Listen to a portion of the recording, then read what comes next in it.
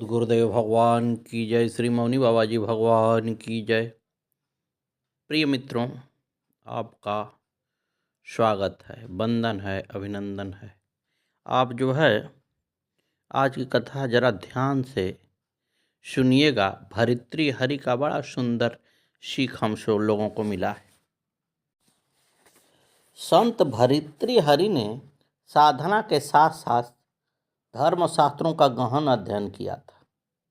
एक राजा के नाते उन्हें सांसारिक सुखों की निस्तारता की अनुभूति भी हो चुकी थी, इसलिए वह दर्शन सत्संग के लिए आने वाले श्रद्धालुओं की जिज्ञासाओं का सुंदर व सरल ढंग से समाधान करते थे। एक दिन एक व्यक्ति ने उनसे प्रश्न किया, महाराज, इस संसार में आपको क्या किसी बात पर आश्चर्य होता है? संत भर्तृहरि ने उत्तर दिया, बाघिन की तरह सामने खड़ा बुढ़ापा भयभीत कर रहा है। रोग व व्याधियां शत्रु की तरह शरीर पर प्रहार कर रहे हैं। आयु फूटे घड़े के जल की तरह हर क्षण क्षीण होता जा रहा है। फिर भी मनुष्य अधर्म कर्म करने से नहीं डरता। वह पाप कर्म किया जा रहा है। संसार में इससे बड़ा आश्चर्य क्या हो सकता है? कुछ क्षण रुककर संत भर्तृहरि ने फिर कहा, भैया, जो व्यक्ति शरीर से बिल्कुल आसक्त हो गया है, जिसकी आँखें कान आदि इंद्रियां जवाब दे चुकी हैं, जिसे चलने के लिए छड़ी का सहारा लेना पड़ता है, यदि वह भी विषय भोग में लिप्त रहने की आकांक्षा करे तो इससे ज़्यादा आश्चर्य क्या हो सकता है? आज हर तरफ ऐसे ही उदाहरण देखने को मिलते हैं। एक धनुर्दास थे जो काफ़ी आगे चल के बहुत बड़े विद्वान और बहुत बड़े भक्त हुए। विद्वान कम, भक्त ज़्यादा हो गए। हुआ यूं कि उनकी शादी हुई थी और उनकी पत्नी जो है बहुत खूबसूरत थी उनके निगाह में। वो हर पल अपने स्त्री के पास ही रहते थे। स्त्री अगर बाजार जाती थी तो वो छाता लेके उसको उड़ा के चलते थे, यानी पल भर के लिए भी वो अपने स्त्री को नहीं छोड़ते थे, इतना प्यार करते थे।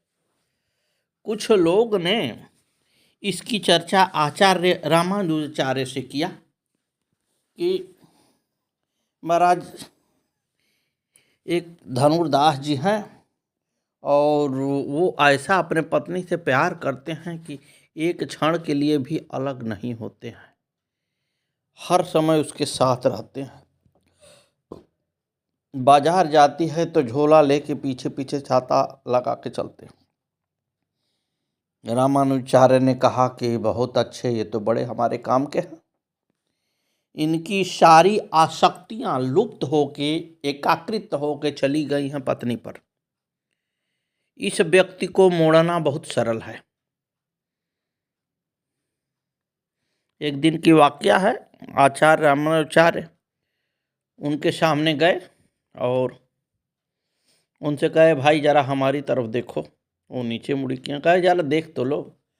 तो देखे, कहे महाराज, हम किसी और निगाह नहीं डालते हैं, हम ये सोचते हैं हमारी निगाह चूक जाएगी, हम अपने स्त्री से प्यार करते हैं, उसी ओर देखते रहते हैं। रामानुजाचार्य ने कहा कि बहुत बढ़िया है, अच्छी बात है, उसमें क्या देखते हो? तो उसने कहा कि मेरे ख्याल से उससे सुंदर और कुछ नहीं है। उसने कहा ऐसी बात है? कहा हाँ, हमारे हिसाब से हमारे पत्नी से सुंदर और कोई नहीं है। तो रामानुजाचार्य बोलते हैं कि अगर उनसे सुंदर किसी को हम दिखा दें तो उन्होंने कहा कि उनके सुंदर आप दिखा देंगे तो शायद मेरी मन स्थिति चेंज हो जाए। आचार्य रामानुजाचार्य जो है धनुर्दास के सर पर हाथ रखते हैं और जैसे ही प्रकाश आता है, नेत्र खोल के देखते हैं वो तो ठाकुर जी वहाँ खड़े हैं, इतने सुंदर। उनके मन को ठाकुर रंगनाथ ने ऐसा चुराया कि छाता और झोला छूट गया और उनके प्रेम में रम गए। जो स्त्री के पीछे पीछे दौड़ रहे थे वो भगवान के पीछे लग गए। आगे चल के ये बहुत बड़े भक्त हुए। तो देखिए, प्रेम ये भी बहुत अच्छा है। प्रेम जो है करना कोई बुरी बात नहीं है, लेकिन प्रेम अगर इस तरह से बदल दिया जाए तो ये हमारे परमार्थ को आगे बढ़ा देता है, परमार्थ में हमारा साथी बन जाता है। महाराज, जब संतों को मौज आता है ना, तो हमारे स्थिति को बदल डालते हैं, कुछ कहना ही नहीं पड़ता। आपको वाकया बताएं, हमारे सद्गुरुदेव चंदौली आश्रम पर थे। वहाँ से एक जो है नट भेष को साधु का रूप धारण किए हुए निकल रहा था। वो भिक्षा मांग रहा था, लोगों से कुछ न कुछ ले रहा था। और जैसे ही आश्रम से वो गुजरा, गुरुदेव ने आवाज़ लगाई, आइए महाराज आइए। अब गुरुदेव को वो क्या समझता है बेचारा कि ये कौन है। आ गया सामने, गुरुदेव की पलंग जो है सजी हुई थी, चारपाई पर गुरुदेव ने उसको जबरी बैठा दिया। अब देखिए तमाशा, कौतूहल हो रहा है। जब गुरुदेव की नज़रों से उस नट का नज़र मिलता है तो वो शुद्ध बुद्ध को अपने खो देता है और त्राहिमाम करते हुए गुरुदेव के चरणों में गिर जाता है। और महाराज वहीं से उसका इतिहास बदल जाता है। तो ये होती है संतों की कृपा। न जाने कब किस पर कृपा कर दें, बड़ा कठिन है।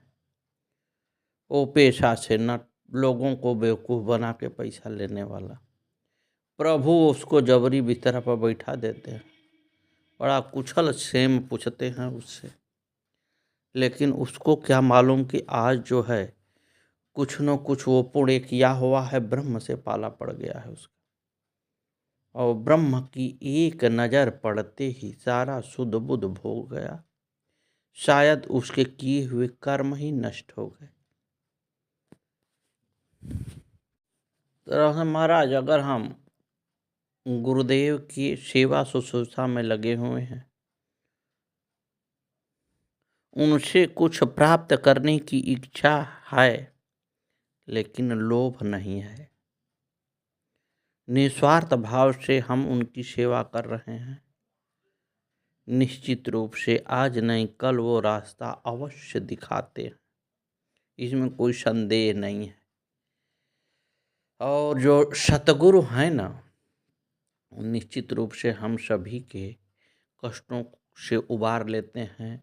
और अगर उनके बताए हुए मार्ग पर मैं चलूं, आवागमन मेरा बंद हो जाता है।